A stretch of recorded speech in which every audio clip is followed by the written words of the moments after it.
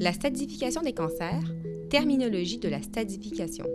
Dans cette vidéo, vous apprendrez à propos de la terminologie de la stadification, incluant le stade en tant que verbe, le stade en tant que nom, la migration de stade, le changement de stade, la réduction du stade et la réduction de la taille. Stade en tant que verbe. Le processus d'investigation d'un patient pour déterminer l'étendue anatomique de la maladie est la stadification. Un homme de 65 ans a des saignements rectaux.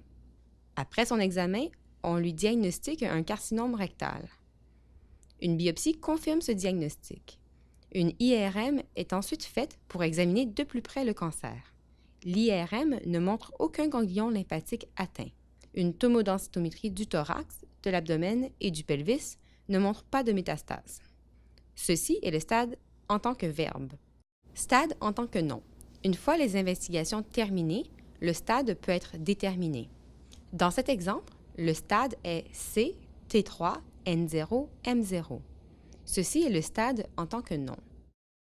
La migration de stade décrit un changement dans la proportion des catégories T, N ou M suite à l'introduction de nouveaux moyens d'évaluation de l'étendue de la maladie, tels que des techniques d'imagerie plus sophistiquées dans des populations de patients plutôt qu'individuellement pour des patients.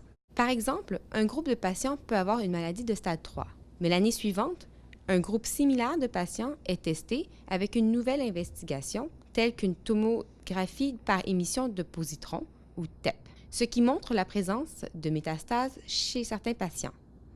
Ces métastases ont été observées uniquement sur la TEP, indiquant une maladie de stade 4. Cette nouvelle investigation identifie une maladie plus étendue qui n'était pas connue auparavant. Plutôt que tous les patients ayant une maladie de stade 3, certains sont maintenant connus comme ayant une maladie de stade 4. Ce changement dans la proportion de patients ayant un stade spécifique est nommé migration de stade. Cette image montre un cancer de l'œsophage localement avancé qui était de stade 3 sur la tomodensitométrie, mais la TEP montre des métastases pulmonaires. Changement de stade. Le changement de stade réfère à un changement dans la répartition des stades d'un cancer au sein d'une population définie.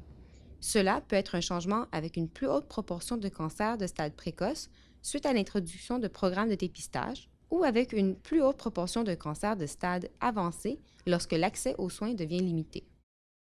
Par exemple, 20% des nouveaux diagnostics de cancer colorectal sont identifiés au stade 4. Un programme de dépistage est introduit, résultant en une diminution des diagnostics de cancer de stade 4 et une augmentation des diagnostics de cancer de stade 1.